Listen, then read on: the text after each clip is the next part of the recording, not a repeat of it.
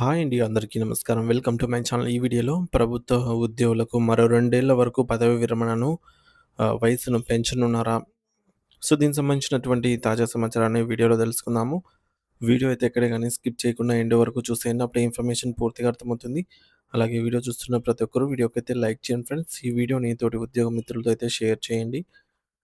అలాగే ఈ వీడియోని హైప్ చేయండి ఫ్రెండ్స్. కొత్తగా మన ఛానల్ చూస్తుంటే ఇంకెవరైనా సబ్స్క్రైబ్ చేసుకున్నట్లయితే వెంటనే మన ఛానల్ అయితే సబ్స్క్రైబ్ చేసుకోండి. సో, దీని ద్వారా నేను చేసే లేటెస్ట్ వీడియోస్ అన్నీ మీ వరకు రీచ్ అవుతాయి. ఇక ఆలస్యం చేయకుండా వివరాలకైతే వెళ్ళిపోదాము.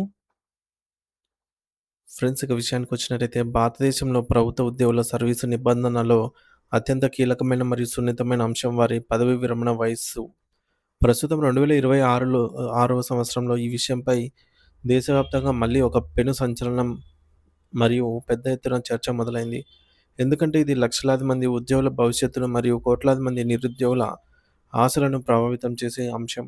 అసలు ప్రభుత్వ ఉద్యోగుల రిటైర్మెంట్ వయస్సును పెంచాల్సిన అవసరం ఉందా? లేదా ఉన్న వయసునే కొనసాగించాలా? అనే ప్రశ్న ఇప్పుడు విధాన నిర్ణేతలు, ఉద్యోగ సంఘాలు మరియు ఉన్నత న్యాయస్థానాల మధ్య ఒక హాట్ టాపిక్‌గా మారింది. దీనికి ప్రధాన కారణం ఏమిటంటే మారుతున్న కాలంతో పాటు మనుషుల సగటు ఆయుర్దాయం గణనీయంగా పెరగడమే. సో, గతంలో అంటే ఒక 30 ఏళ్ల క్రితం 55 లేదా 58 ఏళ్లకే మనుషులు శారీరకంగా అలసిపోయేవారు. కానీ ఇప్పుడు మెరుగైన వైద్య సదుపాయాలు మరియు పోషక ఆహారం అందుబాటులోకి రావడంతో 60 ఏళ్ల వయసులో కూడా ఉద్యోగులు శారీరకంగా మరియు మానసికంగా ఎంతో ఉత్సాహంగా, చురుకుగా పనిచేయగలుగుతున్నారు. అందుకే వారి అనుభవాన్ని ప్రభుత్వం ఎందుకు వదులుకోవాలి అనే వాదన బలంగా వినిపిస్తోంది.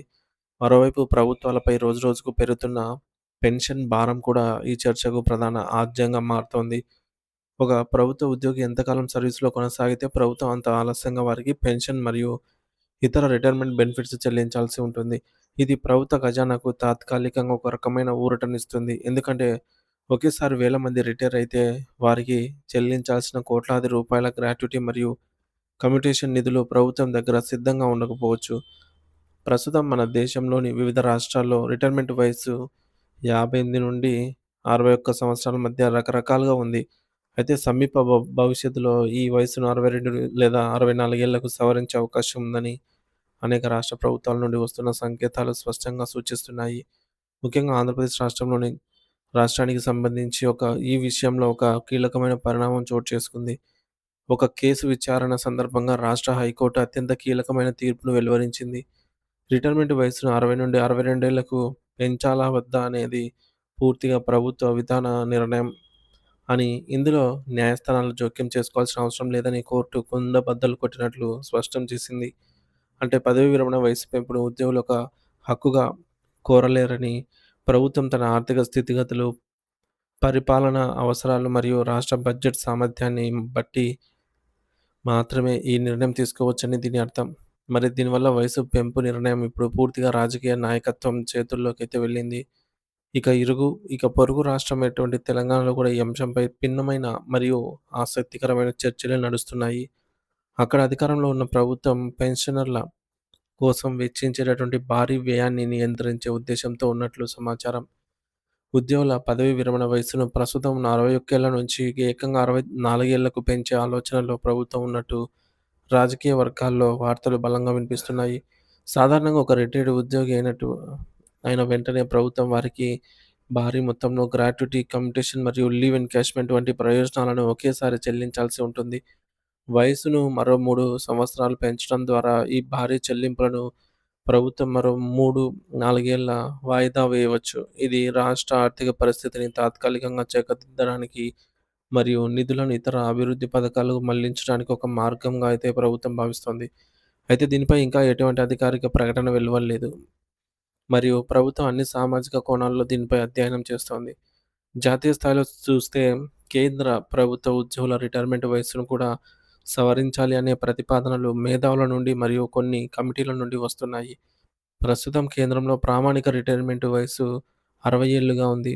పెరిగిన ఆయుర్దాయం మరియు మెరుగైన జీవన ప్రమాణాల వల్ల ఉద్యోగులు దీర్ఘకాలం పాటు ఆరోగ్యంగా ఉంటున్నారు కాబట్టి వారి అపారమైన అనుభవాన్ని దేశ అభివృద్ధి కోసం మరింత కాలం వాడుకోవాలని కొందరు ఆర్థికవేత్తలు సూచిస్తున్నారు. దీనివల్ల నైపుణ్యం కలిగిన సీనియర్ అధికారుల సేవలు ప్రభుత్వానికి నిరంతరాయంగా అందుబాటులో ఉంటాయి.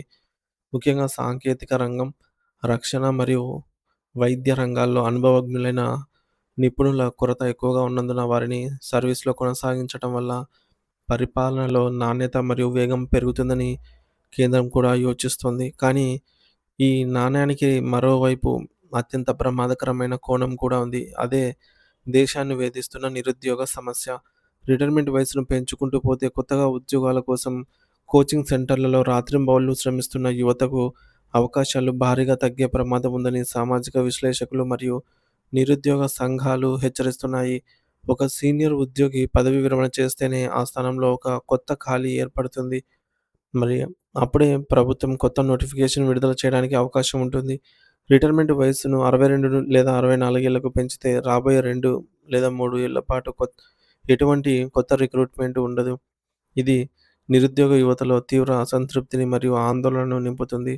అనుభవం ఒకవైపు ముఖ్యమైనప్పటికీ మారుతున్న సాంకేతిక పరిజ్ఞానాన్ని అంటే ఏఐ, డిజిటల్ టూల్స్ త్వరగా అందిపుచ్చుకునే కొత్త రక్తం మరియు ఆధునిక ఆలోచనలు ఉన్న యువత ప్రభుత్వ వ్యవస్థలోకి రావడానికి కూడా దేశ ప్రగతికి అంతే ముఖ్యం.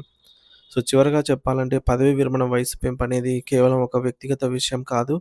ఇది దేశం యొక్క మొత్తం శ్రామిక శక్తి మరియు ఆర్థిక వ్యవస్థపై సుదూర ప్రభావం చూపే అంశం. ప్రభుత్వాలు ఒకవైపు పెన్షన్ భారాన్ని తగ్గించుకోవాలని మరియు సీనియర్ల అనుభవాన్ని వాడుకోవాలని చూస్తున్నప్పటికీ, అదే సమయంలో దేశ భవిష్యత్తు అయినటువంటి యువతకు అన్యాయం జరగకుండా ఒక సమతుల్యతను పాటించాల్సిన అవసరం ఎంతైనా ఉంది. కేవలం ఆర్థిక ప్రయోజనాల కోసమే వయసును పెంచితే అది దీర్ఘకాలంలో నిరుద్యోగ సంక్షోభానికి దారితీయవచ్చు.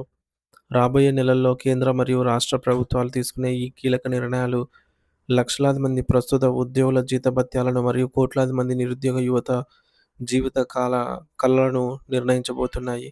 ఈ నిర్ణయం పారదర్శకంగా మరియు అందరికీ ఆమోదయోగ్యంగా ఉండాలి అని సమాజం ఆకాంక్షిస్తోంది.